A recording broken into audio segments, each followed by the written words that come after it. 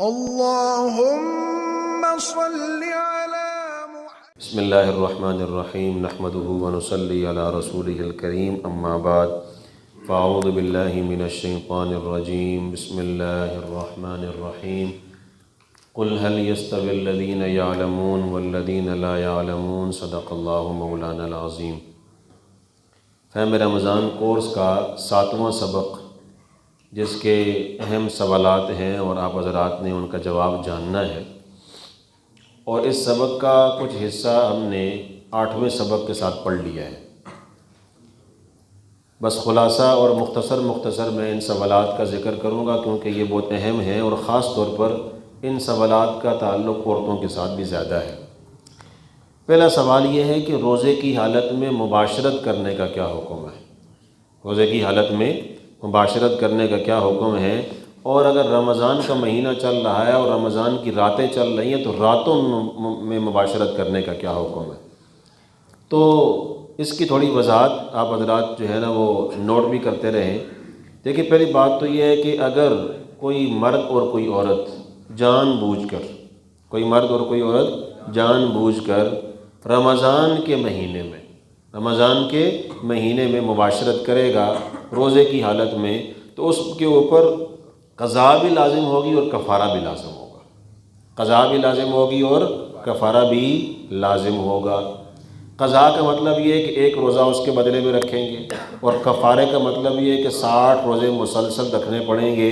اس میں سے اگر کوئی ایک روزہ بھی چھوڑ دیا تو پھر دوبارہ ساری کی ساری گنتی شروع کرنی پڑے گی۔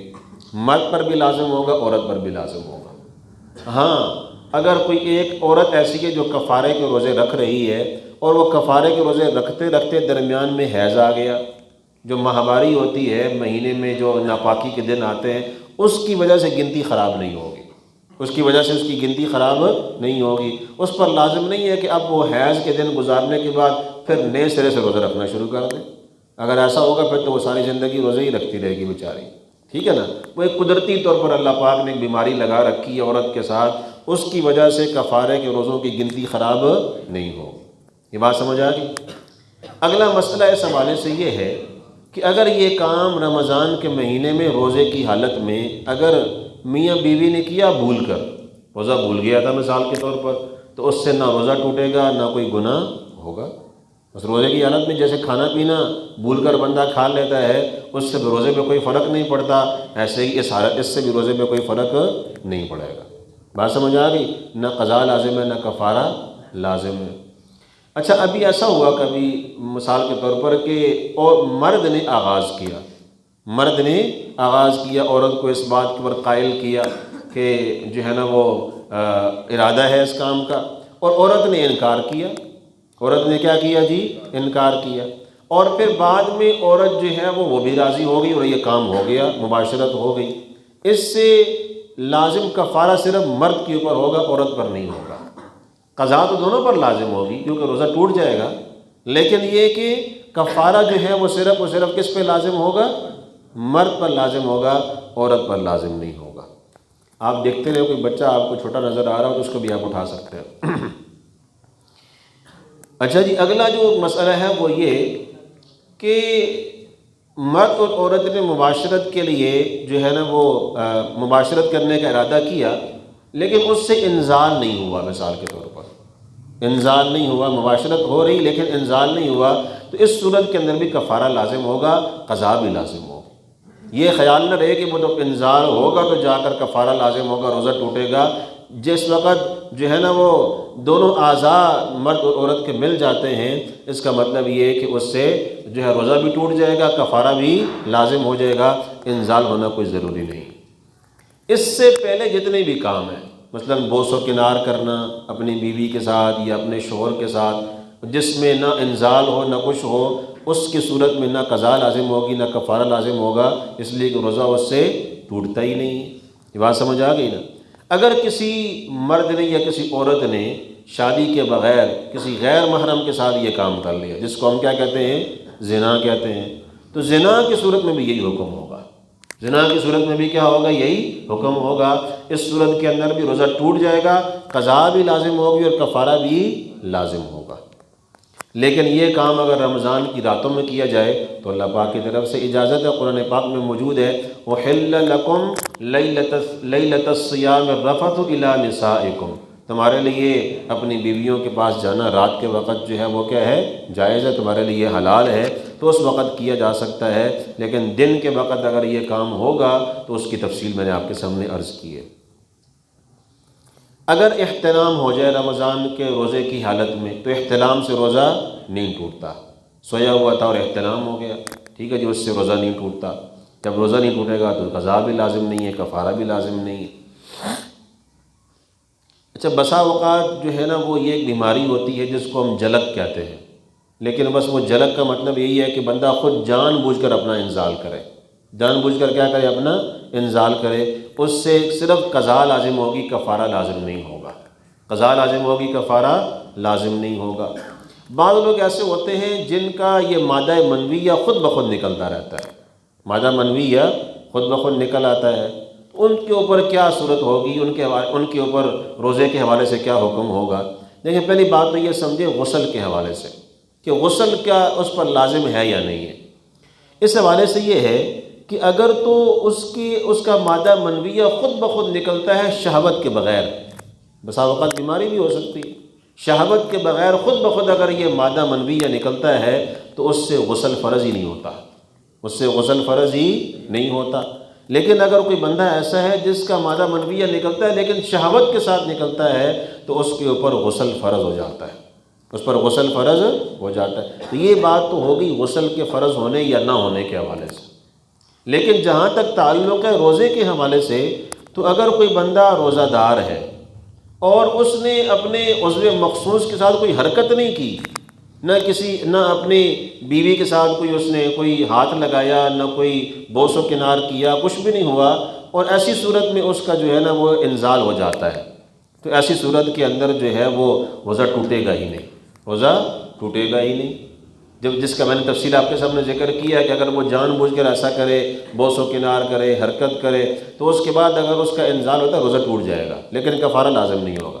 لیکن اگر یہ کیے بغیر خود بخود یہ کام ہو گیا تو اس سے روزہ ٹوٹتا ہی نہیں ہے، نہ قضا لازم ہوگی نہ کفارہ لازم ہوگا۔ چند باتیں عورتوں کے مخصوص مسائل کے حوالے سے ہیں، ان میں سے ایک مسئلہ یہ حائضہ عورت، یہ مسئلے ظاہر ہے ہمیں معلوم ہونے چاہیے۔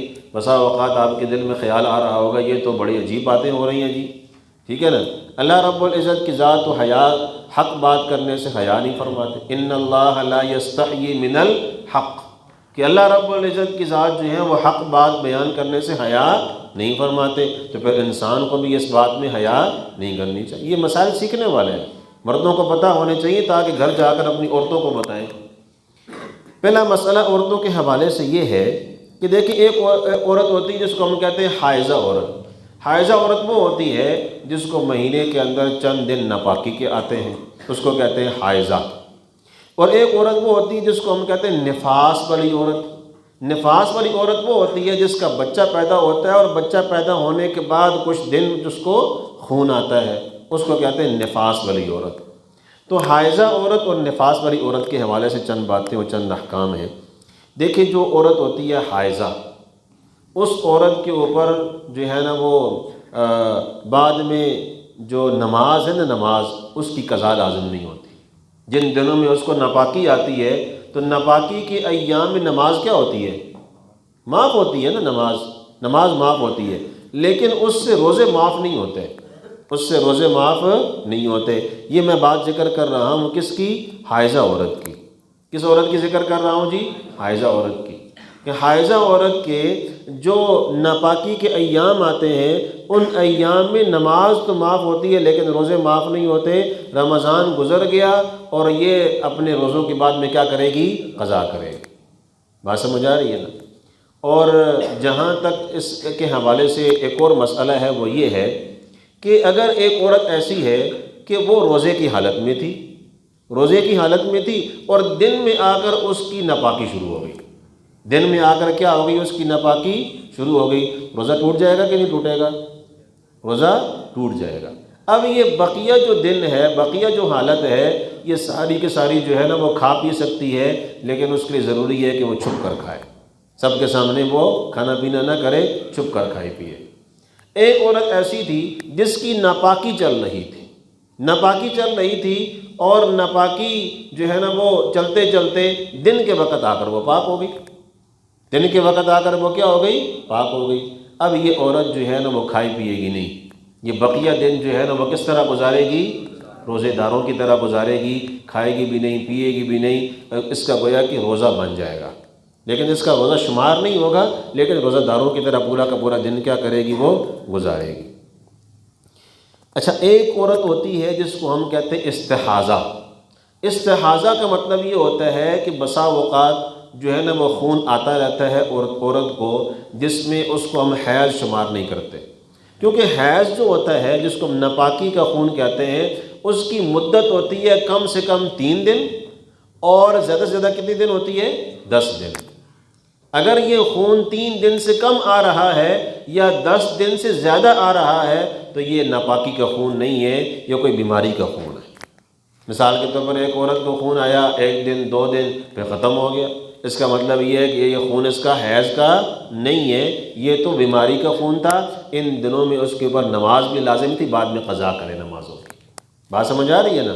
تو استحاضہ والی عورت وہ ہوتی ہے جس کو ناپاکی والا خون نہ آ رہا ہو، ویسے خون آ رہا ہو، کیونکہ ناپاکی والا خون اس کی کم سے کم مدت 3 دن سے کم ہوگا تو وہ ناپاکی والا یا حیض والا خون نہیں ہوگا، اور اگر 10 دن سے بھی اوپر جا رہا ہے تو یہ کہا جا سکتا ہے کہ 10 دن سے اوپر جو خون ہے یہ بھی حیض والا نہیں ہے، ناپاکی والا نہیں ہے، یہ خون جو ہے کسی بیماری والا خون ہے۔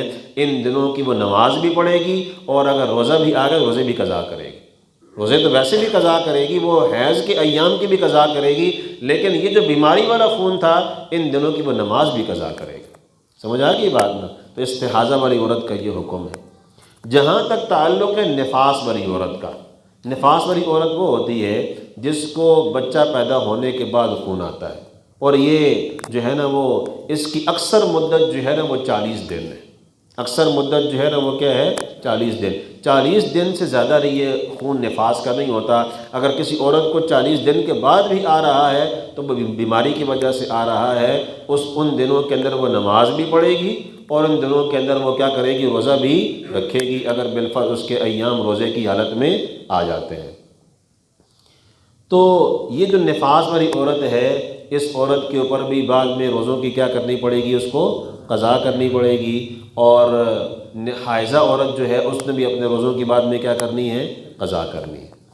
آخری مسئلہ اس حوالے سے یہ ہے کہ اگر کوئی حاملہ عورت ہے جس کے پیٹ میں بچہ ہوتا ہے، اب اس کے حوالے سے ہم نے تفصیل تو پڑھ چکے ہیں، بس ایک مسئلے کی یہاں پر وضاحت کرنی ہے کہ اس عورت سے بھی روزہ معاف نہیں ہے، اس عورت سے بھی روزہ معاف نہیں ہے۔ اس حالت کے اندر ہو سکے تو وہ روزہ رکھے، اگر ہمت نہیں ہے، طاقت نہیں ہے تو وہ روزہ چھوڑ سکتی ہے، لیکن بعد میں کیا کرنی پڑے گی؟ اس کو قضا کرنی پڑے گی۔ تو یہ چند مخصوص مسائل ہیں جو مردوں کے حوالے سے ہیں، عورتوں کے حوالے سے ہیں، جن کو ہمیں سمجھنا ہے، سمجھ کر عمل بھی کرنا ہے۔ دعا کریں اللہ تعالی ہم سب کو بات سمجھنے کی اور عمل کرنے کی توفیق عطا فرمائے۔ وآخر دعوانا ان الحمد للہ رب العالمین۔